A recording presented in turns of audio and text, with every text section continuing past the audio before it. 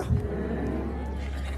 Ikindi tuzazirikana ni itariki 19 niwo munsi uwo twakundaga wari mu bambere bahagurukira urugamba yatse ubuzima. Igitangaza nuko 19 kandi niwo munsi umwanzi yageze ahantu kwa Buhinde. Mwara nahatambuka noneho batuye ngo yageze hariya mu gate. Ariko uwo munsi wa 19 arara yambutse Rwiko. Aravuga ngo ndaje. Mware Yesu yamatera hagati mu ryinyo.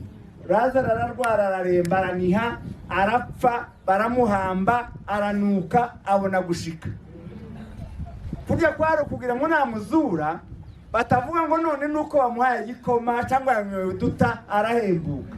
Bigaragare ko ariyo yonyine wamuzura. Nivyo yakoze. Iyo Mana rero yabikoze. Ni Imana izibika ubuzima mu rupfu. Ni Imana izibika ibitwenge mu marira. Ni Imana izibika ibyiringiro muri bwihebe. Iyo niyo Mana twaje gushima hamwe namwe kuko mukiriho. Kuko wa munsi mwashoboraga gupfa kandi mugapfa mwese. Abadapfuye bakangara. Kandi wa munsi yo mupfa mwese harabapfuye. Abo nabo ndaza kubagarukaho umunota umwe. Ariko mwe mukiriho turabishimira Imana. Kuko iyo muja gupfa mwese n'iki gihugu kigafatwa twari dupfuye urupfu ariko urupfu rw'isoni. Abanzi bacu babandi bavuze ngo tuzogende tuzamukana amazi dusubire Misiri. Sinzi nimba ari nayo twaturutse. Bakaza bakabivuga hejuru. Bakabicara babashinyagure babashunaguze. Rwa urupfu rw'isoni. Ariko Imana yararubakije. Iyo Mana turayishimira. Dushimiye aho yakoresheje. Imana haregize izikora ivuze gusa ikavuga bikaba. Ariko akaba n'igihe ikora igatoba kondo ikagashira ahantu hatari amaso akaba. Burya igihe yakoze n'indoki harabo yakoresheje. Abacu bamaze kubashimira duhereye kubo yahamagaye ibinyujije muri izi ntambara n'abakiriho bose. Baba abana bacu n'abavandimwe bacu batwirwanira. Tuze duhora tubibuka tubazirikana tubasabira umugisha ku Mana. Abavandimwe bacu bakomoka muri Norukivu, Imasisi n'Irushuru badafite ababyeyi hano. Bamwe bageze hano bwa mbere barahapfira murahabazika murahabahamba. N'abandi bavutse ahandi Bukavu n'ahandi nabo n'ababatumye tuze tubasabira umugisha. Ni cyama cyabohereje cya AFC gihagarariwe n'uyu mugabo uza gufata ijambo. Haruza kumuvugaho. Uyu nguyu n'abamutumye n'abandi basigaye tuzabasabira umugisha. Badukuye mu kaga ariko kandi badukuye no mu isoni.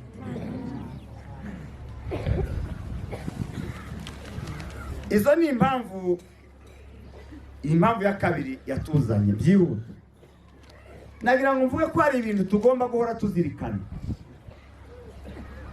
Hari ibintu tugomba tuzirikana twibuka tukabiha agaciro.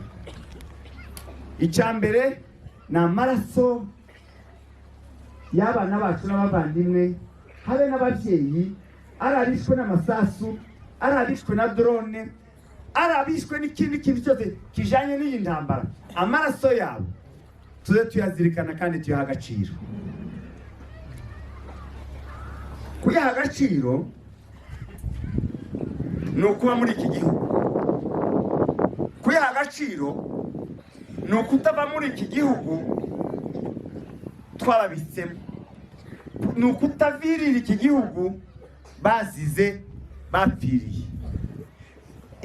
Ikamba twobambika ni ukubaka iki gihugu abanzi bakazokizamo bakavuga ngo bari abana n'abari abagabo ngo ntibapfiriye ubusa.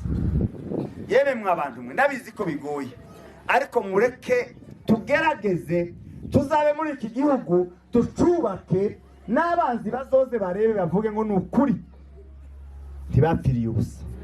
Habe n'abaciyo bagiye baze bavuga ngo basigaye bahaye agaciro amaraso yacu. Tuze duha agaciro umunsi wa gatanu. Iyo twabaga mwebwe aho amfete twari tubarusha ubwoba, mwega mwari mu masasu, muhaye mwiruka muhunga mureba uko aho mwisha.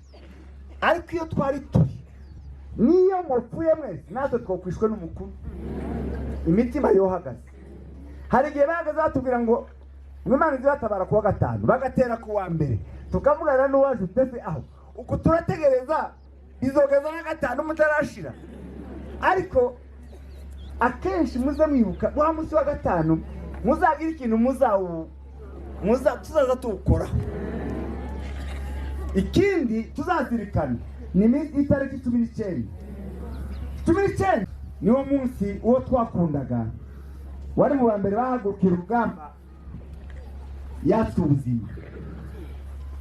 Igitangaza nuko 19 kandi niwo munsi umwanzi yageze ahangaha kwa Buhinga, ngara nahatambuka noneho batubwiye ngo yageze hariya mu Giti. Ariko uwo munsi wa 19 arara yambutse Rwiko. Uwo munsi tuzawushakire ikindi kintu tuzawukoraho. Icyanyuma nashaka kuvuga mu byo tuzirikana si iminsi gusa, nuko ibi byose Imana yadukoreye. Imana twahoraga tuvuga ngo ni Imana y'inganje, ngo ni Imana yo muri Byura, ngo ni Imana ya hehe. Ubu ngubu twayise irindi zina, ni Imana ya Minembwe, Imana yo mu Minembwe. Tuzahora dutanga ubuhamya ko Imana mu Minembwe twayibonye. Uyu munsi rero ni mbore twaje kugira ngo tubereke ko tubanza tubone ko mukiriho, abakiriho n'agaciro amaraso y'abacu bagiye batuzize. Muri urupfu bapfuye mu rupfu twogapfuye. Ntawe bibye, ntawe basenyeye, ntawe bagiriye nabi, bazize uko Imana yabaremye. Ni ukuvuga ngo buri umwe muri bo yapfuye urupfu rwanje, yapfuye urupfu rwawe. Aho yapfuye naho ngoka kwisha. Uyu munsi ni umunsi wa mpore, ni umunsi wo kubahumuriza, kubabwira ngo mukomere. Amagambo yanjye abakiriho dufite umwanya tuzogaruka, n'ubu turacyari hano. Nagira ngo ndeke abacu bafata umwanya, tuzogaruka kandi vuba. N'ubu turacyari hano, ariko hagati aho mukomere, turiho kandi tuzabaho. Abasigaye abakiriho tuzabaho, tuzapfira gushira, kugira ngo aya mateka tuzayabwira abana bacu n'iki gihugu tuzakiraga abana bacu n'abuzukuru n'abuzukuruza.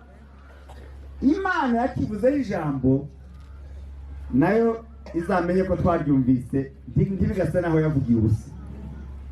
Nagira ngo mabwira ijambo tubiri nisha rimwe.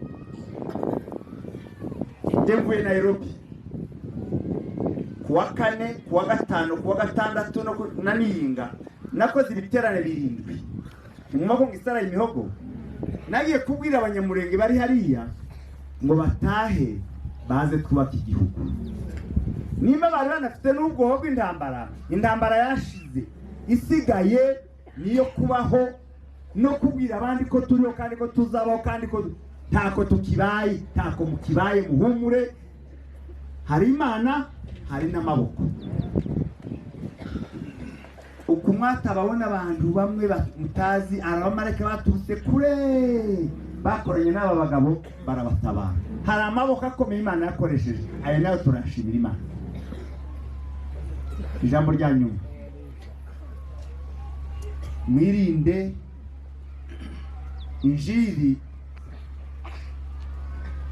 zamvuga ngo ni injiri y'amapepo. Hari abantu bacu, abana bacu, abavandimwe bacu bahisemo gukorera Satani, bahisemo kugambanira ubwoko. Injiri yabo muzayima amatwi. Bameze nka kwa kundi Sawuli yari yararwaye amapepo, ngo Dawudi yageze arinda kuririmba kugira ngo adwanganuke. Abo bantu umunsi umwe nibatangara bazatsindanwa n'umwanzi, bamwe bazangara kakayini bagende bayerera kuko batogaruka ngo babarebe mu maso. Abazogaruka nabo bagomba kuzobazwa bakaryozwa ibyo bari mu kuvuga n'ibyo bari mu gukora, ngo tugende ngo twagire abazalendo, ngo tuzamure amaboko imbere y'abazalendo, ngo dukorere iriya leta yaje kutwica, ngo niyo mubyeyi. Abo bagomba kuzabibazwa kugira ngo umuco wo kudahana uzacike mu banyamurenge. Imana ibane namwe, Imana ibakomeze. Murakoze. Ko musa nkaho mutanezerewe kandi nabonye umunezero. Murazi ikintu kimwe twasanze mu Minembwe, muzi iyo umuntu agiye ku nk'ahantu hari ikiriyo, uzubura uko wifata ukagenda ukabanza ukareba mude barimo, ntubuzi niba hari amarira menshi, niba bakomeye. Natwe tuza hano nyuma y'ibintu byinshi byabaye mu Minembwe, umuntu yazaga yibaza ati se ndababwira gute n'ibibazo byose bamazemo imyaka 9, ariko cyane cyane y'amezi ya nyuma n'intambara banyuzemo. Ariko tuhageze dusanga muracyafite inseko mu maso yanyu. Imana ishimwe. Dusanga murakomeye, dusanga mufite kwihangana, icyo bita resilience. Mu by'ukuri icyo kintu cyaturemye mu mutima cyane.